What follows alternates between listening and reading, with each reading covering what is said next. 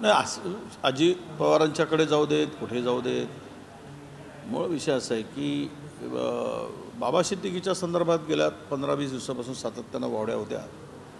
आता एवढंच आहे, कोण कोणाला जायला बंधन थोडी आहे. पण अनेक वर्ष ज्यांनी मंत्रीपद, राज्यमंत्रीपद, अनेक वेळा आमदार, सिनियर काँग्रेस, त्याला जो मान सन्मान आयडेंटिटी मिळाली ती काँग्रेसमुळे मिळाली. आणि एक धर्मनिरपेक्ष पक्षामध्ये राहणारा माणूस धर्मांध पक्षामध्ये जातो आहे, ज्याला जोड असती धर्मांधीची. अजित पवार म्हणजे काय स्वतःची पक्ष जरी असला तरी भाजपाच्या इशाऱ्यावर चालणारे बाहुलेच आहेत. म्हणजे त्यांची डोर यांच्या हातातच आहे. हे तेवढंच आहे की कठपुतलींची डोर जशी असते, कठपुतली उभं राहायचं आणि मागून त्याला ऑपरेट करायचं, हे अशीच पद्धत आहे यांची सगळ्यांची आहे. ते शिंदे असू देत की मग अजित पवार असू देत, हे सगळे रडारवरची लोक आहेत. आणि यांच्याबरोबर जाऊन यांना जर वाटत असेल की आम्ही आता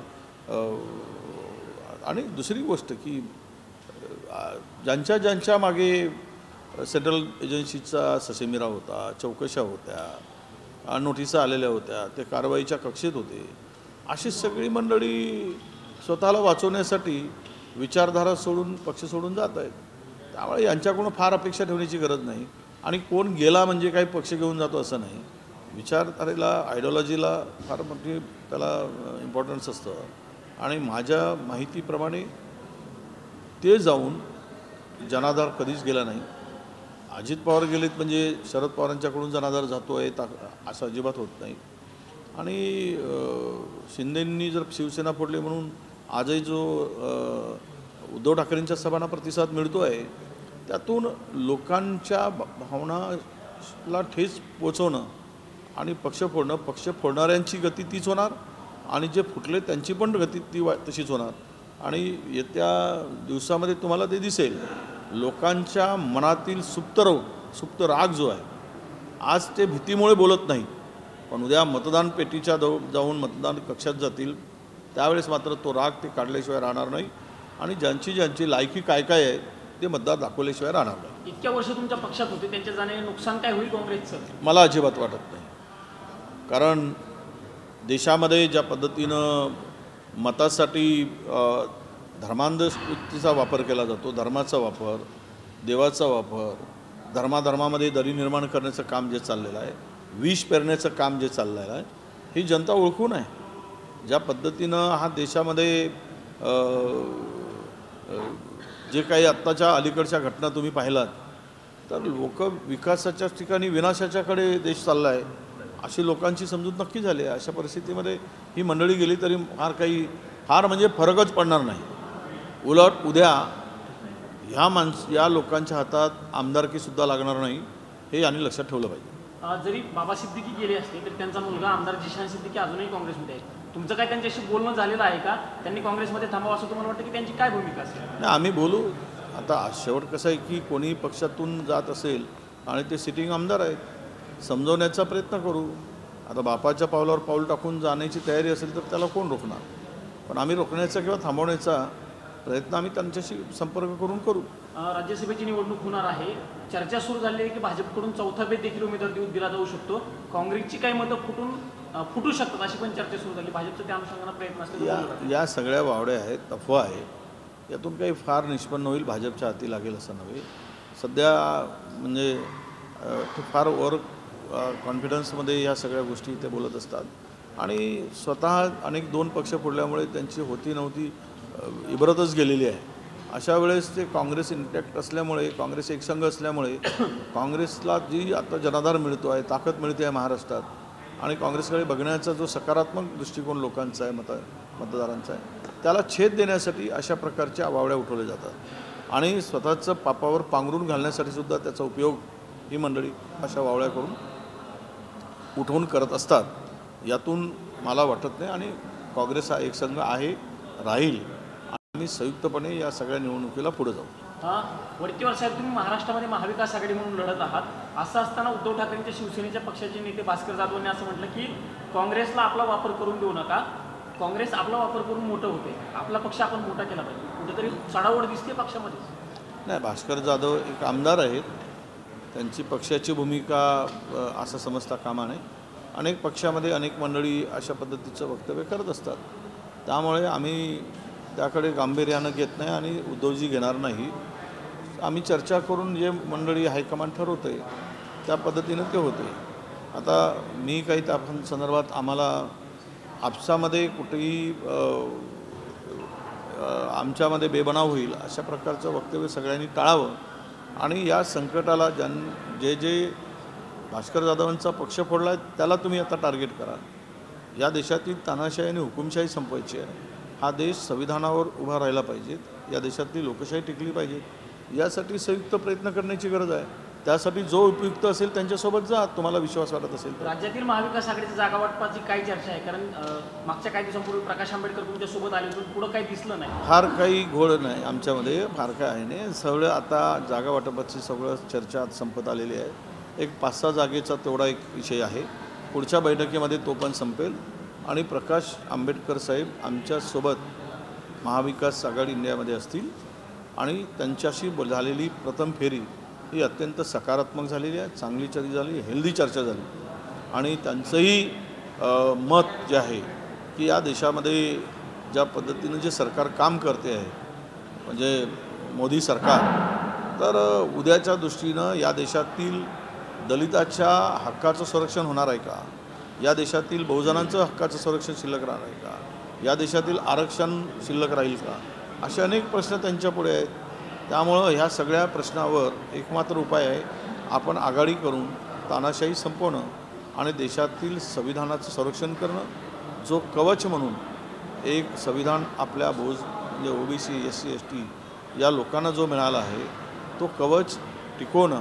तो कवच जर फुटला तर आम्ही सगळे खड्ड्यात पुरल्याशिवाय राहणार नाही. म्हणूनच त्यांचे विचार त्या पद्धतीचे असल्यामुळे आघाडी होण्यामध्ये कुठेही अडचण येणार नाही. पंतप्रधानांनी 2 दिवसापूर्वी लोकसभेमध्ये सांगितलेलं आहे की NDA आगामी काळामध्ये 400 पारचा आकडा नारा देत आहे आणि त्या पार्श्वभूमीवर 400 पारच्या पुढे जागा येतील. असं असताना आता काही सर्वे समोर आलेले आहेत. त्या सर्वेनुसार महाराष्ट्रामध्ये महायुतीचं म्हणजे भाजप आणि शिंदे आणि अजितदादांना सोबत घेऊन 39 जागांपेक्षा जास्त जागा निवडून असा सर्वेंचा अंदाज. तुम्ही कसं बघताय सर्वेचं? नाही, काही चुकून मिसप्रिंट झालेली दिसते. त्यांना 18 जागेच्या वर मिळत नाही आहे. 30 जागा महाविकास आघाडीला मिळत आहे. त्यामुळं ते फुगवून सांगत असावे किंवा चुकीनं काहीतरी सांगितले असावे. छापलेलं चुकीचं आलं असावं. सर्वेही कदाचित तसा सर्वे चुकीचा छापला गेला असावा. पण महाराष्ट्रामध्ये मात्र एकतर्फा सगळं वातावरण आहे, वन साईड वातावरण आहे आणि जे एकूण वातावरणातून दिसतं आहे 10 पैकी 7 लोक युतीच्या विरुद्ध आणि भाजपालांच्या विरुद्ध आत्ता बोलताना दिसत आहेत. त्यामुळे हे 38 जागा वगैरे आता पहिले म्हणे की 45 आता 38वर आले. पुन्हा महिनाभर थांबा, आचारसंहिता वगैरे येऊ द्या, ते आपणच म्हणतील की 18पेक्षा आम्ही जिंकणार नाही. वडट्टीवार साहेब, महायुती जरी एकत्र आहेत असं वारंवार सांगितलं जात असलं तरी शिंदेच्या शिवसेनेचे मंत्री गुलाबराव पाटलांनी खतखत व्यक्त केलेली. त्यांनी म्हटलं की पक्ष जेवढे झाले ते कार्यकर्ते सांभाळणं खूप मुश्किल होऊन गेले. तर कशाला घुसलात तुम्ही? म्हणजे तुम्हाला चांगली तुमचा पक्ष एकत्र होता. आता एका पक्षाचे 2-2 शक्ल झाले. आता पूर्वी 3-4 पक्ष होते, आता 4चे 6 झाले. 2 पक्ष फुटून 2 पक्षाची वाढ झाली आणि हे सत्तेसाठी गेलेले आहे. हे काही सत्ता आणि संपत्ती हे सर्वोच्च आहे यांच्यासाठी. यांना विचार नाही, आयडिओलॉजी नाही, लोकांचं हित नाही. यांना अधिकाधिक काय मिळवता येईल हा एकमेव उद्देश ठेवून ही मंडळी फुटलेली आहेत. चौकशीच्या फेऱ्यातून मुक्तीसाठी फुटलेली आहेत, स्वतःचं पापलक्षण करण्यासाठी फुटलेली आहेत. आणि अशा व्यक्तींच्याकडून अपेक्षा काय? मी पहिल्यांदाच म्हणालो होतो की या सरकारमध्ये आता ज्यावेळेस शिंदे आले आणि अजितदादा आल्यानंतर शीतयुद्ध सुरू झालेलं आहे. शीतयुद्ध आता शस्त्रामध्ये रूपांतर झालेलं आहे. आता एकमेकावर शस्त्र उगारण्याचं काम सुरू झालं आहे. भविष्यात हे एकमेकावर बांब टाकतील आणि एकमेकाचा जीव घेतील. हे फार दिवस वाट बघायची गरज पडणार नाही. पुढची बैठक जी आहे ती कधी असणार आहे? मुंबईमध्ये होईल का? पुढच्या आठवड्यात अपेक्षित आहे महाविकास आघाडीची बैठक आणि लवकरात लवकर ही संपूर्ण विषय संपवून आम्हाला मतदारसंघामध्ये त्या मतदारसंघात वाट्याला आलेल्या कामाचं गती वाढवायची आहे, जोरात सुरू करायचं आहे. तसं आम्ही सर्व सुरू केलेलं आहे. BLAच्या बैठका सुरू झाल्यात, विधानसभा क्षेत्रवाईज मेळावे सुरू झालेत आमचे. आणि मला तरी वाटतं की आत्ताच्या स्टेजला महाविकास आघाडीची बैठक सकारात्मक ज्या बैठका झाल्या त्यामध्ये कुठेही असं जागा वाटपावरून तेढ निर्माण होईल अशा प्रकारची परिस्थिती नाही. आणि पुढच्या बैठकीमध्ये हा विषय संपलेला असेल, सर्व जागांचा विषय संपला असेल आणि आम्ही जोमानं पुन्हा कामाला लागू. पुढच्या आठवड्यामध्ये हे सगळे विषय मला मार्गी लावायचे. नितीश कुमार ममता बॅनर्जींची भूमिका पाहिलेली आहे, परंतु आम्ही ऐकतो की मुंबईमध्ये मोठे इंडिया आघाडीची बैठक होणार आहे. आघाडीच्या दृष्टीने ही बैठक महत्त्वाची असणार आहे का, रॅली असेल का आणि टायमिंग काय असणार आहे? नाही, असे दोन प्रभाव होते की मधामध्ये अलायन्स आघाडीची इंडियाची बैठक घ्यावी, संयुक्त बैठक. ती पूर्वी नागपूर किंवा नागपूरला तर एक बैठक आमची पक्षाची झाली, पण धुळे नंदुरबार या भागात घ्यावी.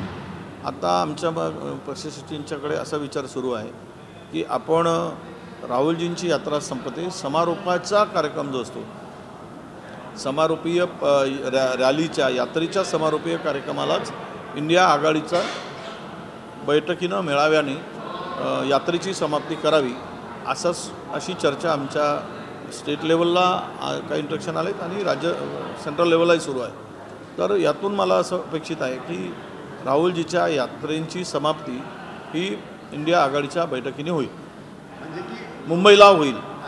परंतु लोकसभा निवडणुकीचा नारळ जो आहे तो इंडिया आघाडीचा मुंबईमध्ये फुटणार असं तुम्ही म्हणताय, कारण त्याच दरम्यान आचारसंहिता पण आचारसंहिता लागण्याची शक्यता मार्चच्या पहिल्या आठवड्यामध्ये आम्ही गृहीत धरलेला आहे. आणि आचारसंहिता लागल्यानंतर नारळ मुंबईतूनच फोडला जावा. आर्थिक राजधानी देशाची मुंबईतून देशभरामध्ये मेसेज जातो आणि महाराष्ट्रामधले तीनही घटक पक्ष मुंबईमध्ये एकत्र येण्यासाठी सोपं जातं. मुंबईतून हा जर आम्ही एकतेचा विचार आणि संदेश दिला तर तो देशभर पसरून आघाडीला मदत होईल, इंडियाला मदत होईल, अशा प्रकारची एकूण त्या ठिकाणी व्यूहरचना आहे. सर, ये हिंदी में हम जानना चाहेंगे कि जो इंडिया आघाड़ी की मीटिंग होगी वो मुंबई में भी होने वाली है क्या, उसका टाइमिंग जो है वो क्या होगा? नहीं, देखिए, इंडिया आघाड़ी की बैठक मुंबई में होगी क्या, इसके बारे में चर्चा चल रही है. और बीच में हम लोग नंदुरबार धुले इस एरिया में इंडिया आघाड़ी की बैठक लेने की बात चल रही थी. नागपुर में पार्टी की बैठक स्थापना दिन की हो गई थी.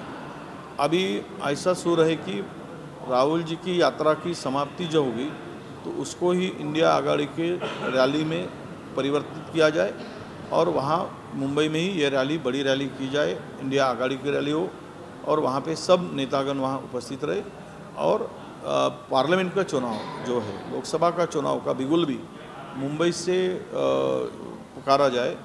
ये चर्चा अभी हाईकमान के पास में अभी अंतिम निर्णय नहीं हुआ है. कब होगी ये? लगता है कि जल्दी होगा. अभी एक 8-10 दिन में इसकी घोषणा होने की अंदाज़ा है. लेकिन ये रैली कब होगी, मार्च में होगी या? मार्च में जब समाप्ति हो सकता है कि 4 दिन पहले भी ये प्रोग्राम ख़त्म हो जाएगा रैली का. वो बीच में जो चल रहा था तो 14 तारीख की समाप्ति है, वो 10-12 तारीख के बीच में भी होने की संभावना है. ये अभी निश्चित नहीं है, पर ये पीरियड में 10 से 12 के बीच में अगर होता है तो उसी पीरियड में मुंबई में 10 मार्च के आसपास या 10 से 14 मार्च के आसपास ये सभा होने की अपेक्षा है. Thank you.